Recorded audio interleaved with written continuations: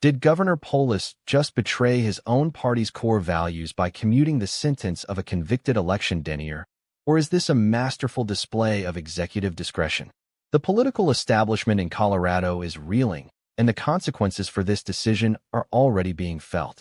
Before we dive into the explosive details, if you want to stay on top of everything happening in U.S. politics, hit that subscribe button right now and leave a like. It really helps this channel grow and ensures you don't miss critical updates like this one. Now let's get into it. The Colorado Democratic Party State Central Committee has formally censured Governor Jared Polis, a fellow Democrat, over his decision to commute the prison sentence of former Mesa County Clerk Tina Peters. Peters, as many of you will remember, is a prominent election denier who was convicted in connection with a 2021 voting equipment breach case. The party's statement was blunt and unforgiving. Reducing her sentence now, under pressure from Donald Trump, is not justice. They went on to warn that this sets a dangerous precedent, suggesting that election tampering might be forgiven if you have powerful friends, even the former president. This is a direct jab at Donald Trump, who has been vocally advocating for Peters' release, even posting "Free Tina" on Truth Social. The Colorado Democrats aren't just issuing a verbal reprimand. They've explicitly stated that Governor Polis has materially harmed the state party's credibility. As a consequence, he's been barred from participating in official Democratic Party-sponsored events moving forward. The party's message is clear. This clemency decision does not reflect the values, institutional positions, or democratic commitments of the Colorado Democratic Party. Now, Governor Polis's office, through a spokesperson, has defended his actions. They stated that the governor made this decision based on the facts of the case and what he believed was the right thing to do. They added a nuanced point, saying, "Sometimes the right thing isn't the popular thing with everybody. Democracy is strongest when disagreement is met with debate and dialogue, not censorship." This framing positions the governor as a principled leader making a difficult but just decision, even in the face of internal party opposition. This entire controversy erupted after Polis announced clemency for 44 individuals last Friday, including 35 pardons and 9 commutations. Tina Peters was one of those 9. Her prison sentence, originally 8 years and 3 months, has been reduced to 4 years and 4.5 months, making her eligible for parole as early as June 1, 2026. It's crucial to note that the executive order signed by the governor explicitly states that this clemency action shall not in any way affect the underlying criminal conviction.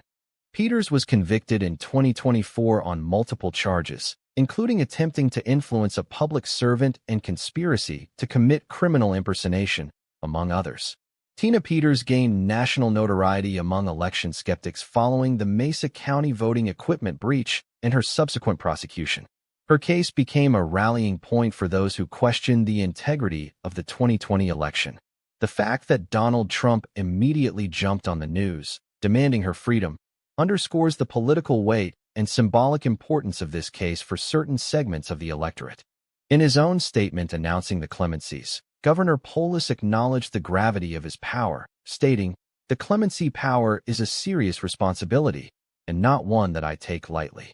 He elaborated that this power has the ability to change lives, help grant a second chance for someone who has made grave mistakes, and it comes with great consideration, and sometimes even controversy.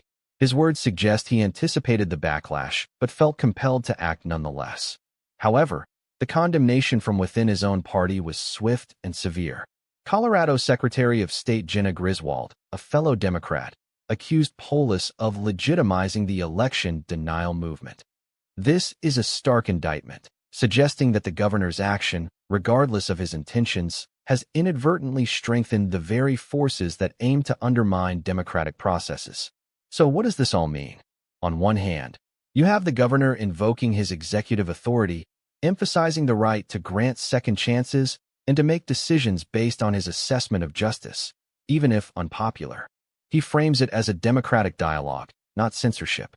On the other hand, the Colorado Democratic Party sees this as a betrayal of core principles, a dangerous appeasement of election deniers, and a blow to the credibility of their fight for election integrity.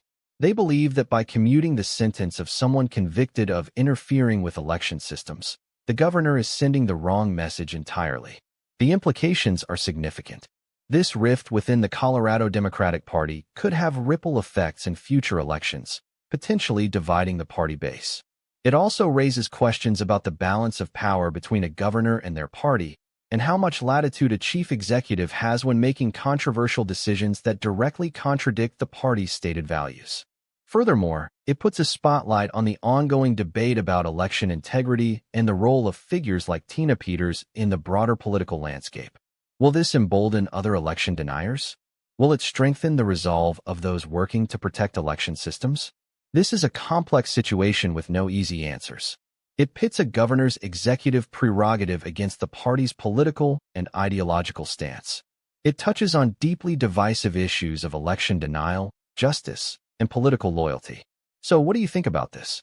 Is Governor Polis's decision a principled act of clemency or a dangerous political misstep that undermines election integrity? Drop your opinion in the comments below. I read every single one. The political future of Colorado, and perhaps even the national conversation on election integrity, may hinge on the fallout from this single, deeply controversial decision. Stay tuned.